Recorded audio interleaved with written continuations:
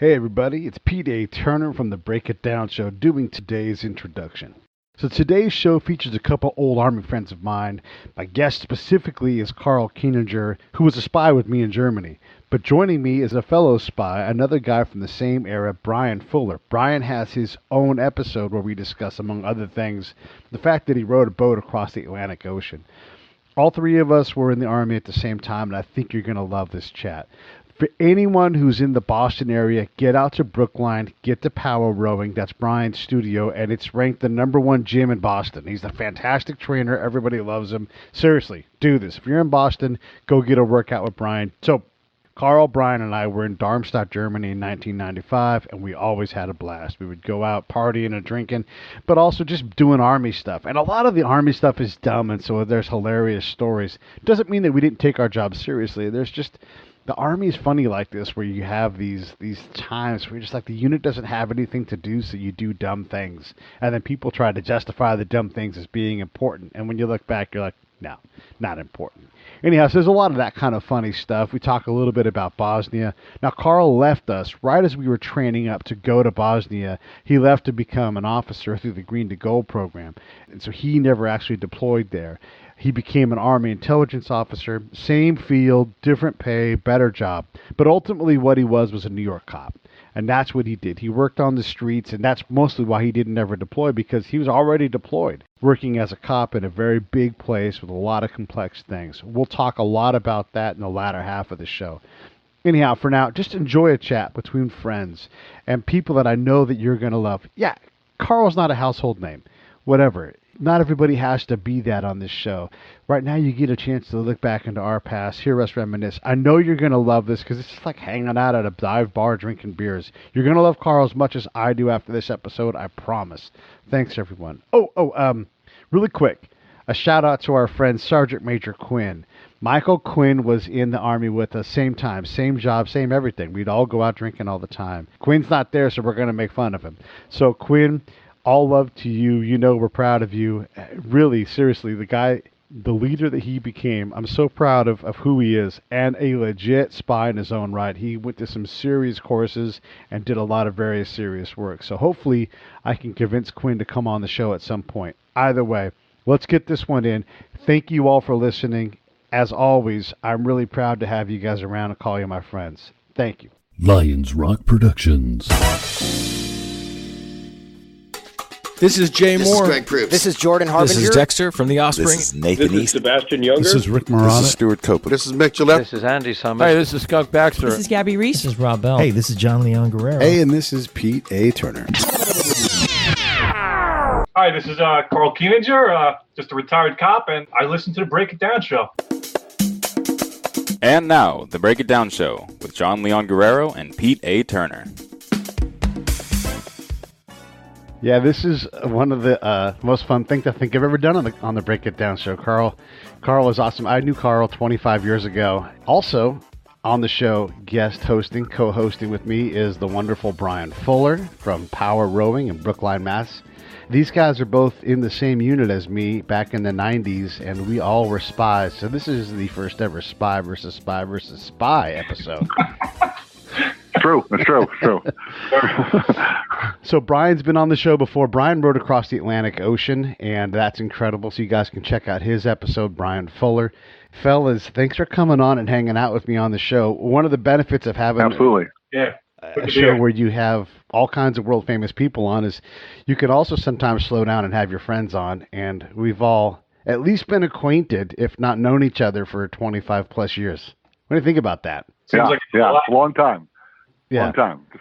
Yeah, close to death. Go ahead. Carl? Just really felt like another lifetime ago, you know. It's I haven't seen Pete other than watching the show. I haven't talked to Pete in 25 years. Yeah.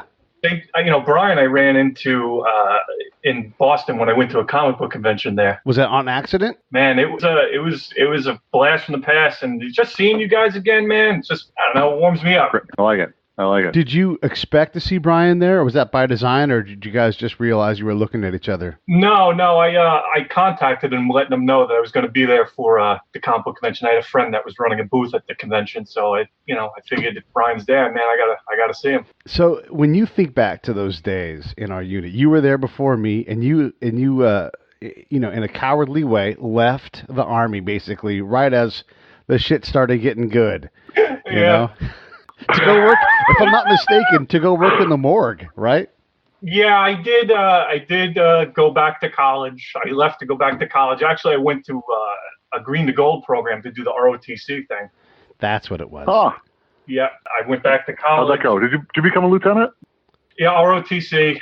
Yep, and did the reserve thing for a little while, and then in the interim, I was a police officer. But yeah, I missed out on all the fun going to Bosnia with you guys. Yeah. Oh, it was fun. It was fun. It just one Chavapi party after another. It was fun. Chavapi party. Sure sounded like. So what kind of lieutenant were you? Were you still intel? Yeah, I remained in Intel. They figured cheaper to keep me trained, and since I was already there, and there was one Intel branch right in Queens, so stuck it out. There's an Intel branch in Queens. Yeah, believe it or not. Sorry, I saw something funny on the internet. Well, it is kind of funny because there's only like 4 of us. What did you ever deploy? No, never did. No, Never did. no. Wow. They didn't deploy me because I became a police officer in the interim, and for some reason there's some kind of weird thing where if you're in an understaffed department, the department can request that you don't leave because they need you there. And that was my service. Any regrets about not getting a chance to deploy at all, or are you pretty good with the deployment you did every day as a cop? They both had their good points and bad points being a cop, because I was a cop in one of the worst precincts in New York City, in 73rd precinct in Brownsville, which is in Brooklyn. Very, very, very bad precinct. And believe it or not, I heard gunshots every night. So I guess going to Bosnia, I guess it would have been a lateral move. Easier, almost a vacation. Right. Yeah, that's true. I mean, I went out every day, and I got drunk a lot, and talked to a lot of farmers, drank a lot of coffee, but never was shot at. Bryan, however, was shot at in Bosnia. Really? I never heard that. Yeah, it was my last day in Bosnia, my first tour. And I was standing out by a bunch of Humvees because we had to guard the Humvees in the middle of the base, and my job was to stand out there by the Humvees guarding them, and because we had to drive them back tomorrow. We didn't want to lose them. All of a sudden I heard, pow, pow, pow, and I look around. I'm like, I'm the only thing there. I'm like, somebody shoot at me. Holy Christ. And I was like, I guess I should take cover or something. I don't know. And then the sirens went off, and the guards came running out, and they had this Humvee charge into the woods, and they never returned any gunfire because they couldn't find anything. But I was shot at some. He wasn't very good, obviously, but probably some kid. Thank God he Some wasn't. kid playing around. So when we were in Bosnia, Carl, you wouldn't know because you didn't go. Right. But we get there, and this is something the audience doesn't understand this about when you deploy, especially in this era of the military. We for the most part drove from Germany to Bosnia in our cars. Some people rode on a train, but not Bryan and I. Bryan and I drove the whole way, and you sit there and you're in this Humvee that's not actually built for sitting in for a long time. It'll get you places and everything, but Bryan's a gigantic human, and I'm a regular-sized human, and your legs hurt so bad. Plus, the Army's like, hey, we don't want to get blown up in a mine, so everybody needs to put sandbags on the floor of your car. That will stop it. That'll stop it. And so now the floor of your car is 4 inches higher.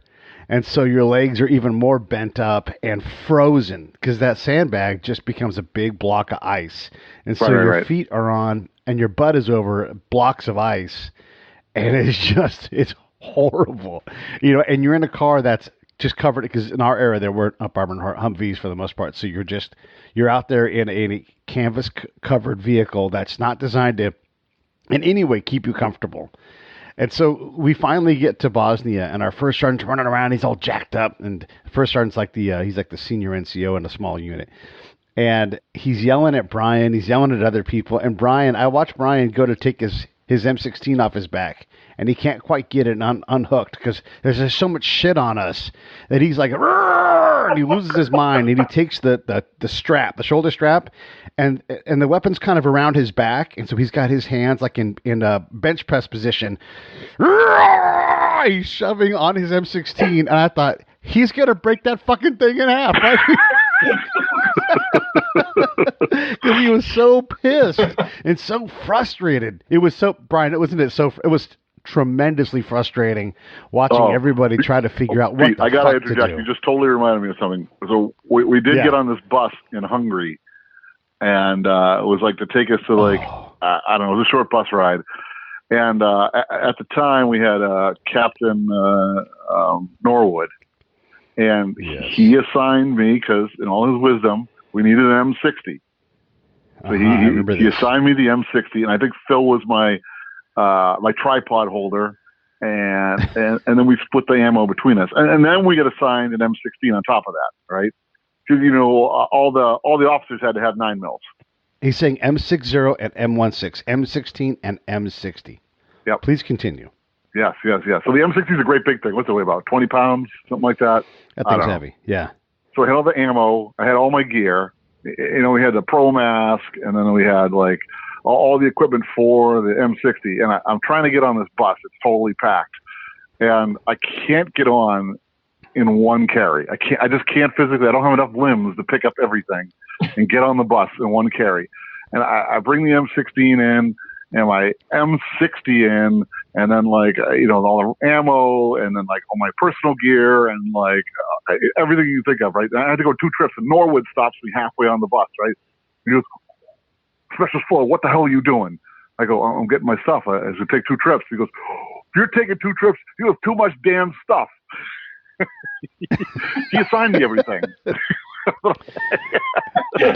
And I don't know so let me tell some story about that. So the summer before we go to Bosnia, and we didn't know we were going to Bosnia, we went to a thing called range density. We all went to the field, and Captain Norwood's like, "Everybody's going to shoot every weapon system. We're going to be out there. We're really going to do army stuff," that kind of thing. And so where Bryan and I worked, it was just like dumb shit central. So we're like, cool, we finally get to do something army related, instead of counting the gear and the conics and everything. Right. Everybody was shooting the M9, and keep in mind at the time our unit was completely converting over to M9s. That's all anybody was going to have.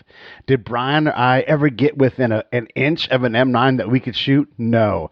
People were shooting 2, 3, 4 times. I'm not lying about this. So they could qualify expert finally, and we never got to go on range density and shoot all the different weapon systems. We got to shoot our assigned weapon, and that was it. So now, fast forward to we're deploying as an army to go kill people, and Bryan has never in this unit fired the M60 ever. So technically, he's not even authorized to carry the damn thing because he can't operate it properly because he's never shot it. Right. And so he's like, "Oh, Captain Norwood, I'm not qualified on the M60." He goes crazy because the giant guy can't carry the M60 technically because he's not authorized to fire it because he's never qualified on it. Well, you missed one key fact in that whole thing. Please. The M60 was broken. Totally broken. Totally broke. Didn't work at all. Not even a little bit. Yeah. Had a sheared Every off time. firing pin. Not a chance that thing would fire even one round downrange before just jamming right up. We did one of those stupid field things in Aschaffenburg. Normally, so here's what we normally did in Aschaffenburg, and we're going to let Carl talk at some point here. But normally we'd go to Aschaffenburg and we do spy stuff. And I mean, legitimately, we'd go out all over town in our civilian clothes, and we would play spy. We'll press pause on that because that's when I want to bring Carl back in. We also would do these stupid drills. And I want to now tell a side story. We would do this thing called stand to every day, and you would go out and you would stand by a tree and act like you were guarding against the Russians. And then you would go to breakfast once someone came and relieved you. And the first rule of the army is I will guard everything within the limits of my post and quit my post when properly relieved. Yep. So there's 4 or 5 of us standing there, and our unit fucking forgot us. We can see and hear people getting chow, and we're sitting there. And it's like, well, now what do we do? No one even knows to come relieve us. And no one's actually guarding anything. So finally, one of the senior guys was like, I'll take the ass chewing. I'll go. And then they called us dumb for not just coming in to getting chow. Like, that's how... This is like Stripes level stupid Army shit. Anyhow, back to the story. So I have the M60. We're infiltrating in on this thing. And I'm shooting it while I run because what the hell else are you going to do? And the fucking thing falls apart in my hands. Like, it punches me in the shoulder. And it's like... And it's like in pieces. And I'm like, well, there goes the attack. Little bounding Overwatch there. Yeah. Carl, when you were in the Army, hanging out with us and doing spy stuff, what stands out? What kind of memories do you have from when you were in? There's kind of a lot, but definitely the Aschaffenburg stuff definitely stands out. Going there for 2 weeks, and then the one thing I really remember is just driving that truck around so the lurser guys can track the numbers on the trailer and running over thousands of frogs that were migrating at the time. Other than that, man, just hanging out with you guys, just having a good time. Even in such a shithole as Aschaffenburg, we always found time to laugh. We always had time to, make strong friendships and just laugh our asses off over everything, including weapons falling apart and things like that. It was definitely a good part of my life, man. I definitely, at one point when I was there, I regretted it. But then looking back on it, I'm like, it really was a good part of my life. I can make us all laugh by saying, of all the guys you would have picked to stay in the Army and become a sergeant major, you would never pick Sergeant Major Quinn. Michael Quinn. Yep. I couldn't believe it when I looked him up on Facebook and I saw him shaking hands with Obama, as Obama's holding his baby, and I'm like, oh my God, could not believe it. The one guy I would never pick to go that far or survive even. Couldn't believe it. Yeah, I mean, a great guy, but just not mentally, the guy that you would pick. Not that he was dumb, but he just, was a knucklehead, like all of us. Yeah. None of us would have been a sergeant major, He's the one that burned down the latrine, right? Probably. Yeah, if I recall correctly, Kieninger, maybe you know better, Quinn was supposed to have a latrine, and you get latrine duty, and it has that big pot of crap in it, right? And you pull the crap out, and you fill it full of diesel fuel, or what do we got, a JP8 or whatever it is, and then you you light it on fire, and then you stir it around with a stick, and then you push it back in. And then, if I don't recall this correctly, I'm almost 100% sure of this. Quinn, he was too lazy to pull the shit out of the shitter, and so he poured the JP8 right down the hole, and then lit it on fire, and the whole fucking thing burned down to the ground. Jesus. Was that in Bosnia? Yeah, that was in Bosnia. Yeah, that sounds about right for Quinn. And I'm sure he made that famous noise he always made when something went wrong. Ooh! So one of the things that you got to do that Bryan and I never really got to do was handle like the investigation cases for top secret clearances. Yes. Like you got to go out and wear a suit and actually do the job, yes. While Bryan and I, scrubbed off all of the unit's shit all the time. So talk a little bit about the experiences in doing the investigations. They went pretty exactly to how we were trained in Arizona. People would come in, or we would go to them, especially if they were higher ranking. We would go to visit them and run through all the questionnaire that would then be used to determine security clearances. A lot of times when you go through training, it's nothing like what you're going to actually do in the field or in real life. But that one thing is really what they kind of nailed in training. It went exactly the same way every time. And of course, every now and then, you get someone that would give a negative answer to one of the questions.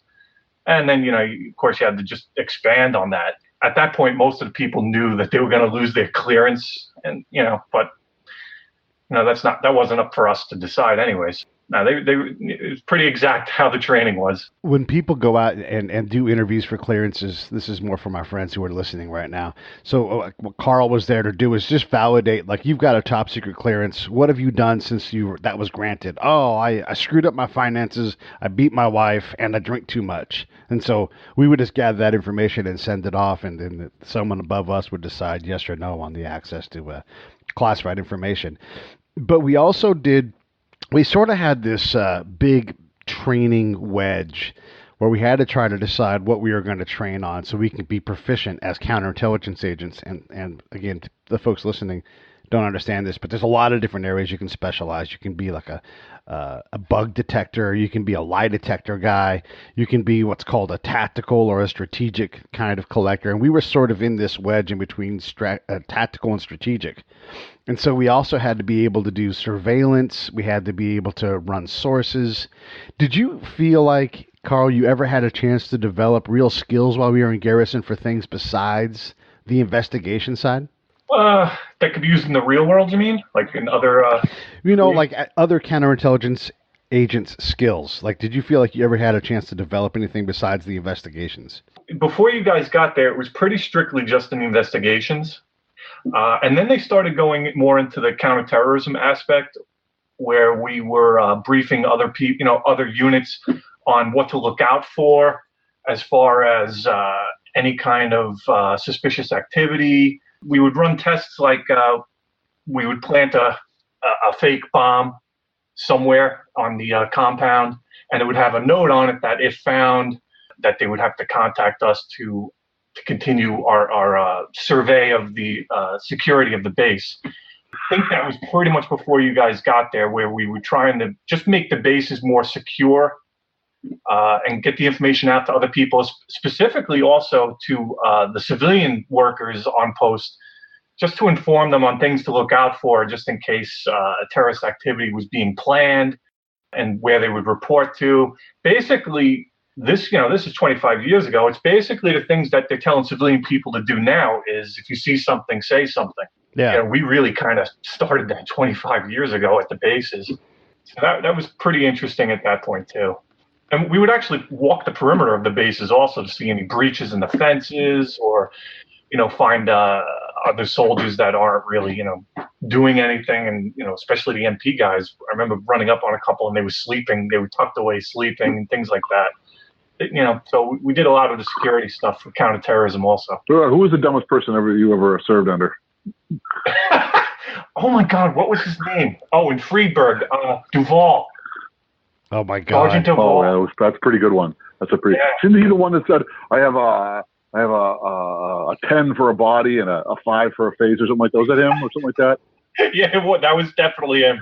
Yeah, me and Chris Daly used to call him Macho Man, and we would call in the radio station to play it for him every now and then. Oh, my God. Yeah, he was a nightmare. So same question for you, Brian. Who's the dumbest guy ever?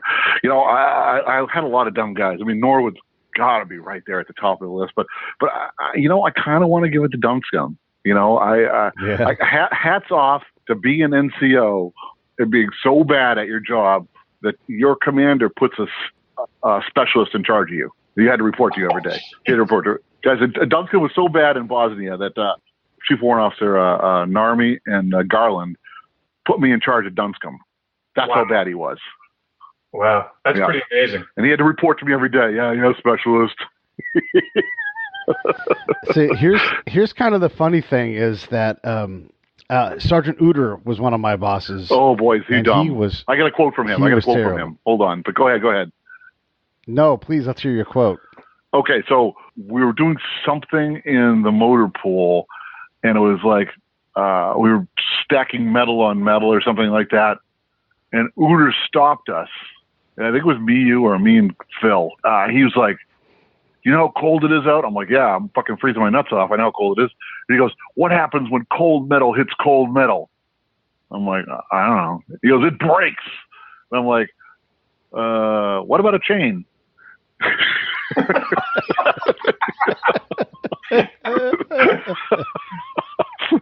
Does that break? It seems like it's metal on metal. And he's like, don't talk back to me. Just get that thing off of there before you break it. It was like, I don't know. It's something stupid. It was like, I don't know. I can't remember what it was, but it was nothing that was even remotely chance of it broken. Yeah, but that was the Uter quote. Metal on metal, when it's cold, it breaks. And I came back with a chain comment. He didn't have any answer for that. We so many of these funny stories. We had this lady named Sergeant Clements who was also in charge of us, and she was terrible. She was dumb. She died. Yeah. Okay, she passes Dunscombe on the dumb scale. She was just terrible, just awful. Yeah, She was horrible, and she was lazy. I'll just say that out loud. Oh, She was so fat and so lazy. Oh my God. Yeah. She had applied to become a warrant officer who's like a technician in their field, an expert, and she was denied, appropriately so. And then so she reapplied, and all she had done in that time was not manage her section, screw a bunch of really important classified stuff up that everybody had to jump through a hoop just to get it back to normal. And that was like the stamp of approval right there. Book, you are now an expert. And so she went on to become a warrant officer, and that's I remember that. She was terrible. She said to me, we were at Aschaffenburg, and it's cold outside, and Bryan and I are working our asses off. I remember That's this. the one thing that we knew how to do. Yeah, and it was cold, and so, we're picking up all this stuff. It might be, something round like a ball. It might be something with a handle on it, and it's easier just to pick the stuff up and not have gloves on, because then the gloves get in the way, and so you just take your damn gloves off, and you're just working.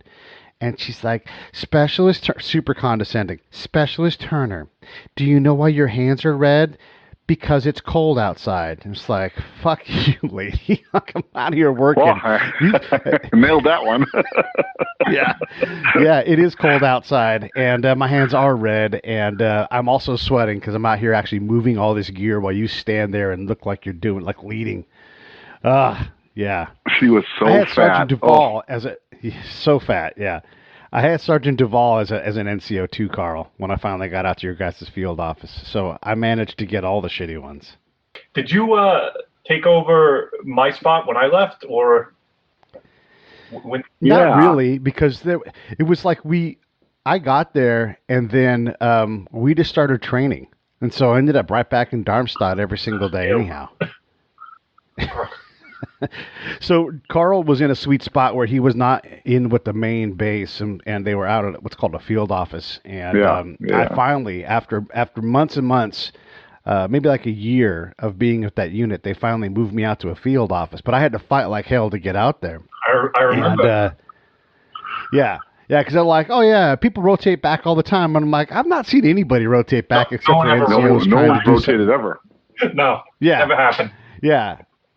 And so finally I get to go out there, and then Bosnia starts. And so I don't even think I even was there long enough to get my clothing allowance in my account to get a suit. Oh. I remember you guys were in command for a really long time. The whole time. Yeah. Didn't one? I never left. You were good with computers, and then once they heard that, was it you, Bryan? I think that might have said that. What? That you might have said that you were good with computers, and then that was their cue to just throw you in command then? Oh, I wasn't good with computers. I think the team. You know what? It was me and there was Wessel and Gage. It was a Gage. There was Gage. Me, Wessel, and maybe it was, I can't remember, Weiss maybe at the time. We all showed up at the same time, and they decided they liked Wessel best. So they took the Wessel at the field office, and I think First Sergeant Owens wanted me to play on the softball team, or I don't know. I can't remember quite. It was Huddleston. Yeah, I remember them standing in a line. I had just happened to be in the room. All the new guys came in. They were standing in the line, and they were kind of just questioning them out to see what they're good at. And Huddleston said that he was because they actually asked good computers. And Huddleston raised his hand, and I'm shaking my head, and I knew where he was going. Yeah, I remember that guy. I was trying to think of him the other day. Bryan, the softball team, I was like, hey, let's start a softball team. Yep. No, it won't happen. No one cares. No one can do it. And I'm like, I'll do it. And so I talked to you, and I'm the one that got you there. Sergeant Owen had no idea what you were doing. Okay, so was that. Okay, that's fine. Plus, I think Yukmanovich was the maybe, I don't know. Was he? Oh yeah, no, was he the first sergeant? He was just an E8, I think. I'm not sure. Yeah, I don't know. He was our first sergeant. He also was the Echo Company first sergeant, so he moved over. So I don't remember if he. I think he was there before Chaz, and then we got Chaz, and he was all fired up and ready to go. Yep. So let me ask you this question then, Bryan. When you think back to that era of being a spy, doing counterintelligence stuff, what's the best thing that you got in terms of the professional aspect out of all the spy time as an Army guy? The training actually in Huachuca was pretty good. I thought doing the interview sessions with, remember the spy master there? What was his name? Mooney? Yeah. Yeah. He had a fake name. He was a former KGB guy, and like he was such a prick. He'd be like, "Oh, you asked me 2 questions." He'd be spitting on you. He had a thick Russian accent. I thought he was pretty clever. I thought there was some interesting stuff we did with like surveillance. I thought the training was the best part, honestly, because we never really did any practical stuff except for a little stuff in Bosnia. But most of my time was a waste of time in Germany. Yeah, the train up stuff, they had no idea what we were really going to be doing, and apparently no budget to train us in a real way, so we just spent a lot of time just spending time and never get anywhere. Well, go do your stuff, Bryan, and then Carl and I will finish up on this end. Sounds great. Hey, take care, Carl. It's good talking to you again. Yeah, same here, Bryan. Well, it was great. It was great talking to you on the Break It Down show. So, Carl, let's keep going. Take care, Bryan. See you, Bryan. So let's keep going, Carl. You don't deploy. We all go to Bosnia. You go back to real life and do green to gold and that kind of thing. When you look back on your time training and being in Germany, what lifelong skills did you pick up from being a spy in Germany? Well, it did help a lot in the police department, definitely. The interview techniques that we learned, how to speak to people, phrase properly, and to try and think ahead. I can't tell you how much that training came into play as a cop, because as a police officer, you're constantly dealing with, obviously, criminals. And to decipher the truth of what happened, those skills really, really came into play. And then, it wasn't just the Army training either. I learned from other people, other soldiers, that enhanced a lot of aspects of my life even further. How so? Well, you know how in the Army, it's people from all over the country. And you make friends quickly because they come and go. So you also make a lot of friends throughout your entire military career. And everyone brings something different. I learned so much from so many different people, and I picked all those best aspects and tried to bring them with me no matter where I went. And as a police officer, you dealt with so many different people, so many different backgrounds from so many different countries.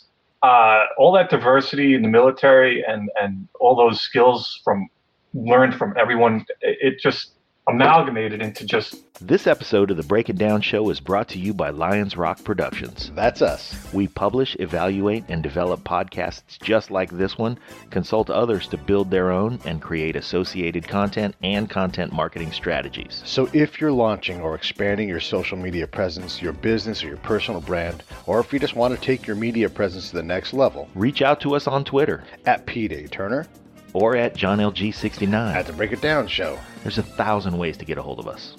Now enjoy the show.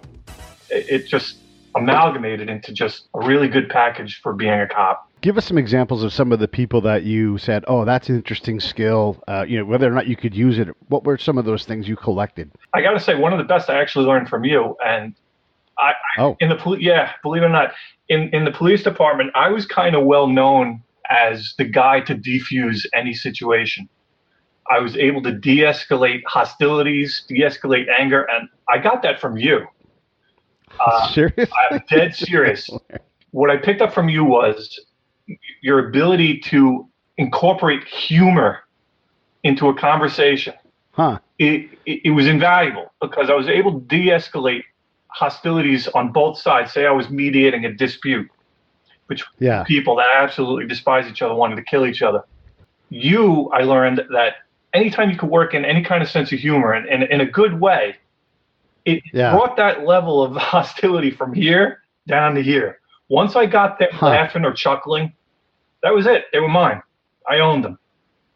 And I was able to then verbal judo my way into getting them to calm down and do what I wanted them to do. That's awesome, man. That's a huge compliment. Yeah, Thanks. I appreciate it. Definitely. Yep.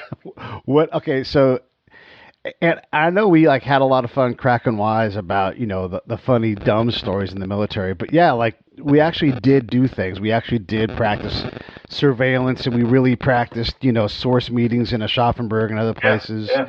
We did do a lot of trying to, we were all reading books on how to get better and that kind of thing. What else did you find? You're like, I never would have realized this, or whatever those gems were. Discipline was a big one. Yeah. Definitely discipline and a work ethic that I grew up with a pretty decent work ethic, but I was also pretty lazy. Typical, teenage going into my early 20s, not really motivated, just kind of like Mr. Magoo in my way through life haphazardly. Yeah. And I never really, I went into the Army not really expecting to get anything out of it. I was just doing it to pass time because I didn't know what I wanted to do with my life. And it helped me get a lot of guidance. It really gave me a little bit of, a lot more drive, a lot more respect for coworkers, other people. It drove me. It woke me up a little bit, from that typical teenage stupidity period between, young teen to early 20s, seeing a little bit of a reality of life. And, I got a lot out of it. It really helped me through. Yeah, no, I got to echo that. For me, I was not able to find a job because I didn't have any experience. Right. And I couldn't get any experience to find a job. So even though I had a degree, it was like, well, no one ever taught me how to get a professional job in college. Right. They're just like, oh, no, you're supposed to get an internship. And I'm like, you guys described something that sucked. You said I was going to get people's coffee, not get paid for it, and then, maybe maybe get a job. Not even for sure. Like, oh, yeah, that's how you do it. No one ever explained it. So I get out of college. I don't even have a job. And I couldn't find one even in the lousiest, smallest TV markets in the nation. My aunt and uncle knew people in Montana where they were from, in Bozeman. So I tried Bozeman. It's like as far from the major market as you can get. And they're like, yeah, you're just not good enough. And I'm like, what do you do? There's no place smaller than the smallest markets. Wow. Part of it was, most of it was me. I just wasn't prepared to be an adult working in an adult setting. Right. In the Army, you were forced to deal with, like you said, there's so many different people and different styles. You're forced to work within that environment, and you're just trying to eke it out. And it's crazy the things that you're compelled to learn how to do because of the way the military runs. Yes. And you definitely get a lesson. Yeah, I really do appreciate what I got out of it. Same thing as you. I got out of college. I took criminal justice, and I was like, maybe I'll be a cop, maybe I'll be a teacher. And I ended up just going into the military because I had no guidance. I had no idea of what I wanted to do. And it focused me, and in a way that I never thought would happen. I came back a different person, and not in a bad way, in a very good way. Yeah. It was a good experience all around. Who were some of the good leaders you had in Germany? Who stood out to you as being like this person, even if you didn't work for them, you liked how they operated? I loved Otterness, Chief Otterness. Okay. Chris Daly was a big influence on me also. He ended up being my immediate sergeant when he first came out. Do you remember Chris Daly? Sure, yeah. God knows where he is now. I can't find him. He's like wiped off of the grid. No, he's State Department. Is he really? Yeah. He's been there for quite a while now. So he's not an ambassador or anything like that, but he's been around for well over a dozen years. He was always a charmer, that one. He could talk his way into anything. Yes. But he was a big influence. But Chief Otterness, I absolutely loved, and even like in our field offices, we other than obviously the guy I had, but they were all really good, leaders in my mind. And the funny thing is, when I got into the police department, every leadership I had was terrible because I was comparing them to all these great leaders that I had in the military. And it just blew my mind because it worked a lot different in the military than the police department. Even though, you always hear that the police department's paramilitary. The military always promoted people, based on merit and what they were good at. They were put whatever they were good at was where they were put. It's the exact opposite with the police department. It was who you know. Yeah. So it was, the leadership in the military, it was good and bad, but I had a good experience with all of them. When I say to you, hey, you're a spy, how does that sit with you? Because I know a lot of our peers wouldn't want me to say that out loud. They would deny it and everything, but you don't seem to be bothered by it. How come? Well, first of all, it's pretty cool. Yeah, and true. Secondly, we learned a skill set that is applicable to any kind of espionage, counterterrorism, counter-drug. Like you said, it branched into so many different things that we had such a broad overview of all these different departments. I don't know. doesn't bother me at all. I think it's appropriate, actually. Yeah, I mean, we were trying to find things out we're not supposed to otherwise find out, and then hopefully talk someone else into doing that work for us. Yeah. You know? Yeah. They took, it was like pretty much 1/3 of our training, kind of, I always felt, only because they didn't have enough time to really go into it. But some guys went into it deeply. I know you did, and some guys didn't.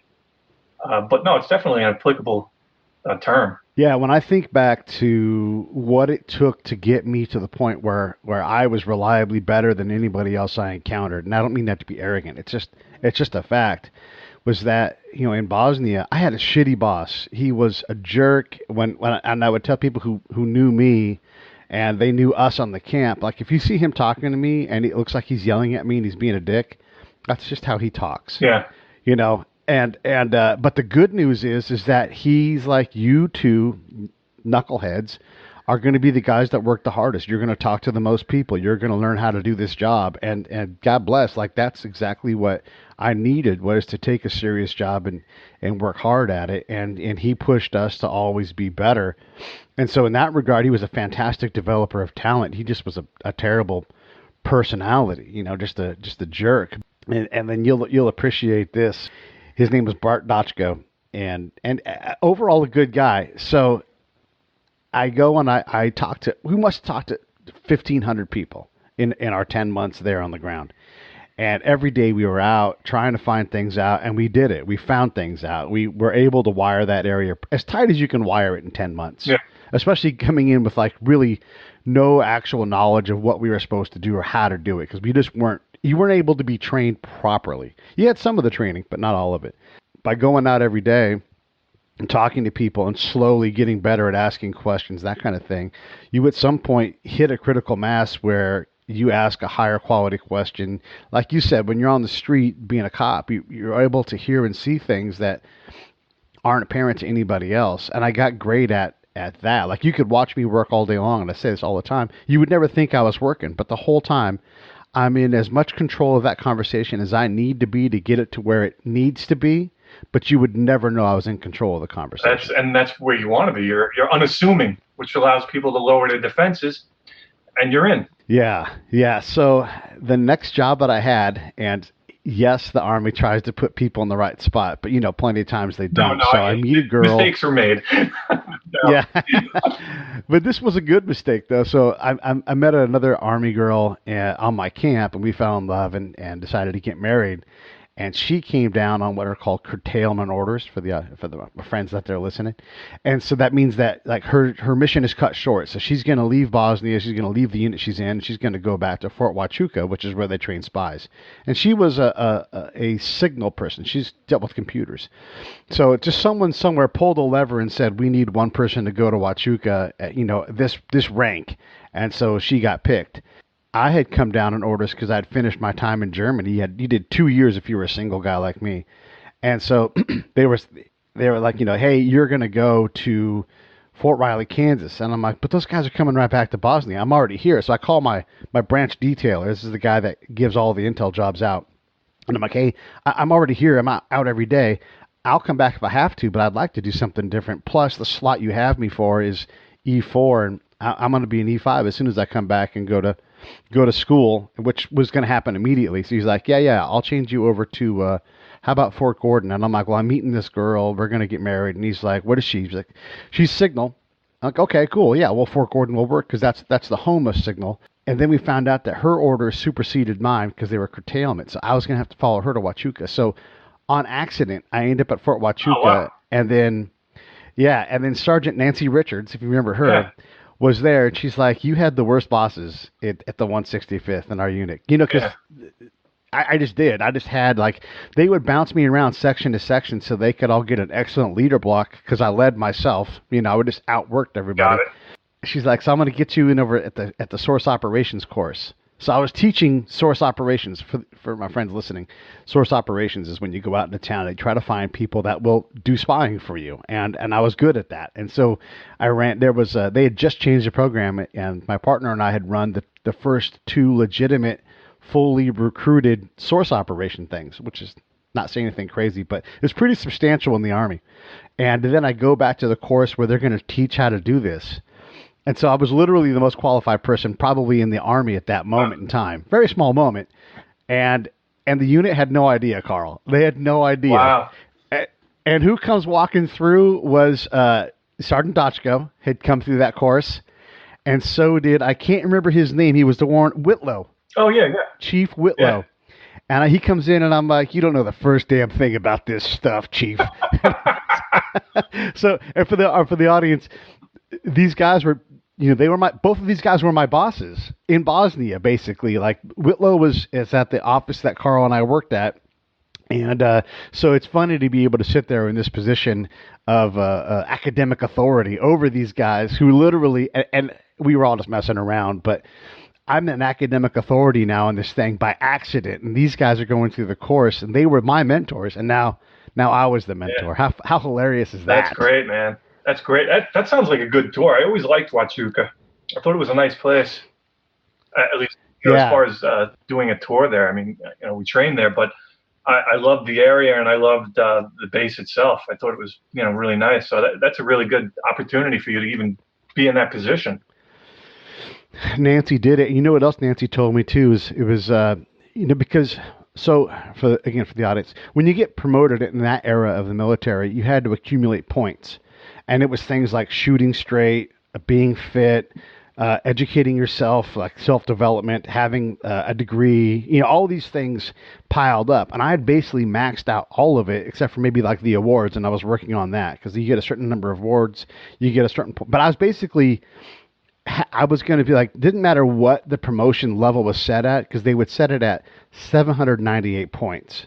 And so you had to basically be perfect to get promoted. And I was basically in a position where I had like 795, and those last 5 points were coming. And so she's like, hey, I'll get you promoted right away. It's not a problem. The points are dropped. You're gonna be fine. But my advice to you is to get out of the Army, because you're better at doing something else. So let's get you a master's degree. Let's get the Army to pay for it. And then just go do something else and see what else is out there. And as best advice ever. Wow. That's what you ended up doing? Yeah. She made sure I got a master's degree because, Huachuca, nobody there, it's all higher ranking people. They don't care about a college degree at that point. They already have it all figured out. So the money was just sitting there. And she's like, we're going to get that money. You're going to get a master's and do something else. And so and of course the commander, right as I'm like about to hit my terminal window, which is, it sounds way worse than it is for the audience. It's just the time where you're on a glide path to get out and really no one's going to mess with you. He calls up like the week prior to this and is like, what do I got to do to get you to a real list? And my chief's like, he's not realistic. I hung up on him. Oh, jeez. Wow. High demand. That's great. Yeah. Anyhow, let's go back a little bit to Germany. When we go to Aschaffenburg, give us some memories of that. So, again, this is a bunch of spies running around town doing practice source meets, right? So we're in Germany, around Germans, trying to blend in and trying to have complex conversations in English, right? And not be discovered. Talk a little bit about that, because it's such a weird thing to think about. Like, this is how we do this. It was just strange in that, everybody knew we were just playing a role. So a lot of times they just didn't take it seriously to begin with. And, just running around talking to people, especially like German people, it was just difficult because you really couldn't go into depth. And in the back of your mind, you're always thinking, well, this isn't real. So you sometimes you just blew it off just to get through it. Right. But on the other hand, I always looked at it as pretty interesting at how something so complex with all these different units trying to work together, along with Op 4, who was trying to kill you, with the what was it called, the Miles gear? Yeah. And just the coordination effort, I was always impressed by. What I didn't like about it was when we had to fill in roles. I remember filling in once to be a prisoner. Yeah. And it was for the interrogators to practice on us. Right. And most of the guys are just pissed off that they're being the prisoner, and they're just complete assholes and not even playing with these interrogators and just messing everything up for them. I don't know. Good and bad from it, Yeah. I just remember nonstop mud everywhere. Oh my God. Yeah, there was that mud. Red mud. For sure. Yeah, it's funny. So here we are trying to, and so my job, because of where I was at, I was often the role player. So I would play the mayor of Aschaffenburg or, the Kapellmeister. And so my job would basically be sit in a cafe all day and drink hot chocolate. And then, here comes a meeting. Here comes another meeting. Here comes another, so for me, the exposure level was high. And then the Army loves to be the Army. So here we are trying to blend in. We have our civilian clothes on. And here comes our commander and then like that guy, Chief Otterness, and they show up in Army uniforms. And they stand right there by you. So you had to imagine Carl and I are sitting there. He's trying to talk to me like I'm the mayor of Aschaffenburg in English in Germany. And we're trying to blend in, doing our best. And then these two knuckleheads in Army uniforms show up and they stand next to your table. Stand there and just look at you. And they observe. And you're like, I really have to sit here the rest of the day, you dicks. and you're going to get mad if someone's like, what's going on here in German to me? Right. Like I really had to do this all day. And it never occurred to them. Like, yeah, observe, but put on some civilian clothes and at least look like an Army guy in civilian clothes. And then I will have a table next to me that you can use. No, never. Always just this awkward observational thing. It always struck me as it's very hard training to do. Going to Tombstone every day, people in Tombstone start to recognize that you're there all the time. Same thing in D.C. with all the people doing surveillance training and source training. But still, don't make it harder, Right. I did terrible in surveillance. I didn't think I was going to pass, to be honest with you, because I was too easy to make out. I was 6'4", tall, skinny, lanky guy, just trying to blend in to all these cowboys. And I'm from New York, so I'm trying to blend in with these guys wearing cowboy hats, boots, carrying six old Western pistols on their hips, and man, I stuck out like a sore thumb. I think they just kind of waved me through. I don't know how I even passed that. Yeah, well, I think the point from working on the other end of it, the point is just to expose you to it and then just call it good. And then if you need it, you develop it there on the spot or you go to a higher level school. Yeah. They stopped even training surveillance in the schoolhouse because it just... Oh, really? I was basically the last class to get the full surveillance block. And then at every class subsequent to that, they did less and less of it until I came back in '97, and it was totally gone, not part of the curriculum at all. Yeah, because it just wasn't important for what they were doing. It was a specific career path, and they kept trying to compress the time of the course, and and then totally different. Everybody had laptops when I came back through the next time, so you could type your reports. A very, very different world. If you could have added one thing to training, the initial training, where you're like, man, it would have been great to have this. Like if we could have spent less time writing with pencils on paper and boilerplate report. Yeah. What would you have liked to have traded out time to do? Like, what did you need more of that you just didn't get enough of? I got to be honest. It was speaking to people, and just trying to get the information out of them. We had very little training on that, other than the interviews for the security clearance. I feel we had a severe lack in training on how to, and really communication alone.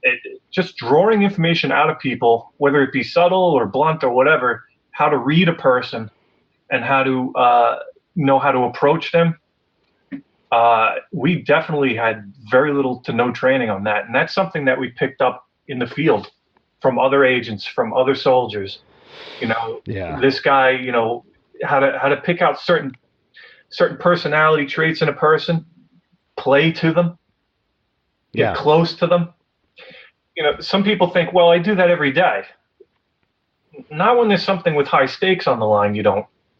That's something that I really feel should have been definitely enhanced, because that's a major part of any kind of spycraft is communication and how to read people. They went to neurolinguistics a little bit with us. I don't know if they did with you. I think that's huge.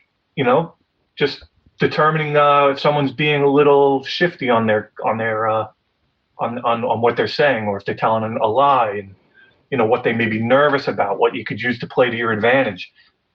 That was barely touched on, and I think that would have been hugely important. You tell me. I mean, you definitely went deeper into this than I ever did. What do you think?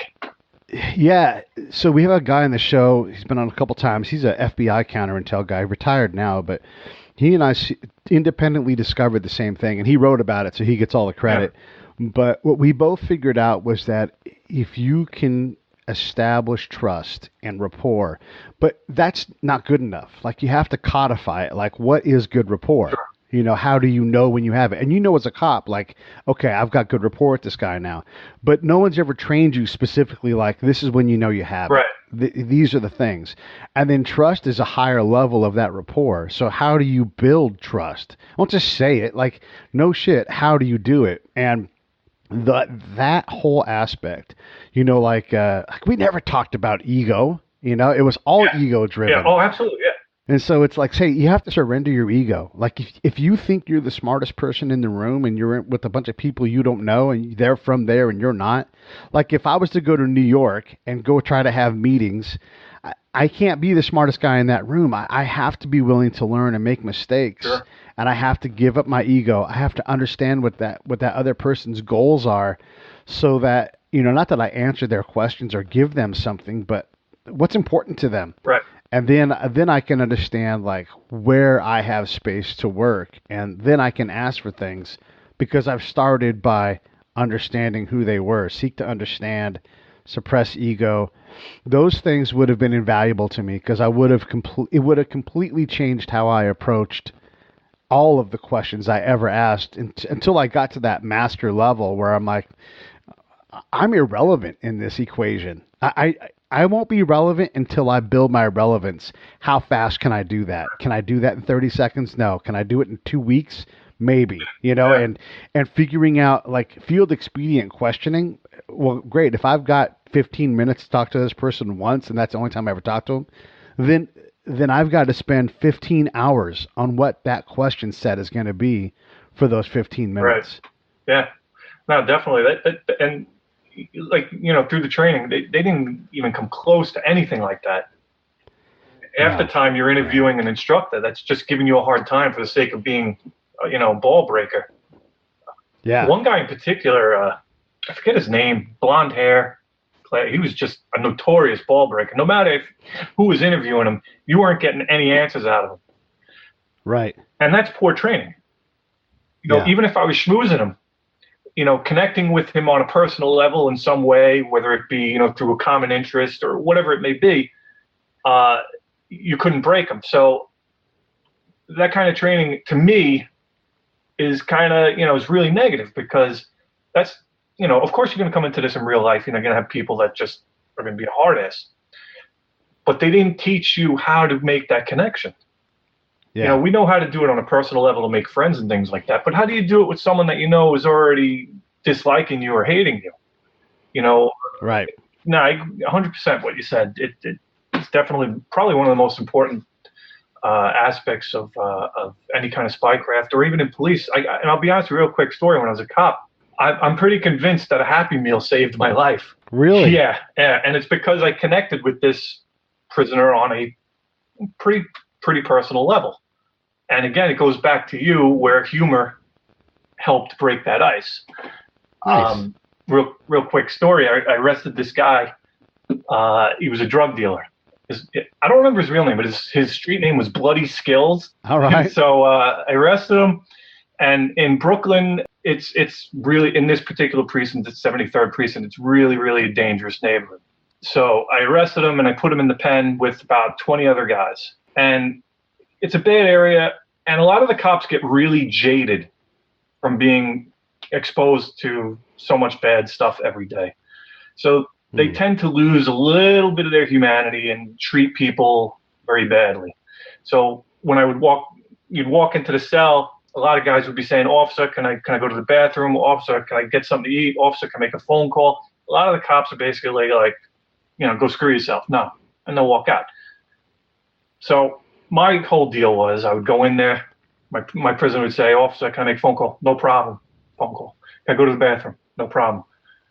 I went to lunch, and I thought it would be funny to get him a Happy Meal because it's a kid's meal. So I thought it would be funny. Yeah. Meanwhile, all these other guys in there are starving because nobody wants to bring them their meal or whatever. So I bring them a Happy Meal, and, you know, we just start give him the meal. I'm having my lunch in there with him, and I just start talking to him, trying to connect with him in some way, see what's going on.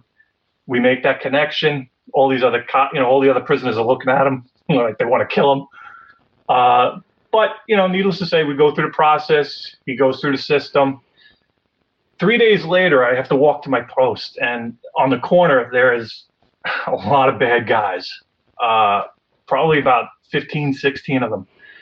And I said to myself, well, I got to walk through them. I can't cross the street and walk by them. They're going to see that, and they're going to look at it as weak. And I figured, well, today I'm going to die. I'm going to get stabbed. So I put on my best game face. I walk through this crowd. Meanwhile, they're all saying the things that you expect to hear. Kill him, do this, do that. And all of a sudden I hear a voice, Bloody Skills.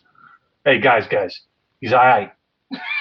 And I walk up to Bloody Skills. I give him the, hey, what's up, man? Hey, started to, just talking to him, talk to some of the other guys. Long story short, out of that, what I got was an informant and 2 other guys that also became informants to me. So yeah, it all worked out. And it does work out. And those are the things. Like, it's those invisible, like, if you're true to who you are and you do care about somebody. I one of the things that I was able to do in Bosnia, and I've told this story, but it's such a great story, was, yeah, I had access to money and booze and I could give that to people, but like, no shit, what do you guys really need? They're like, well, all of our shit is all blown up. So we're all just trying to get everybody's homes back together again.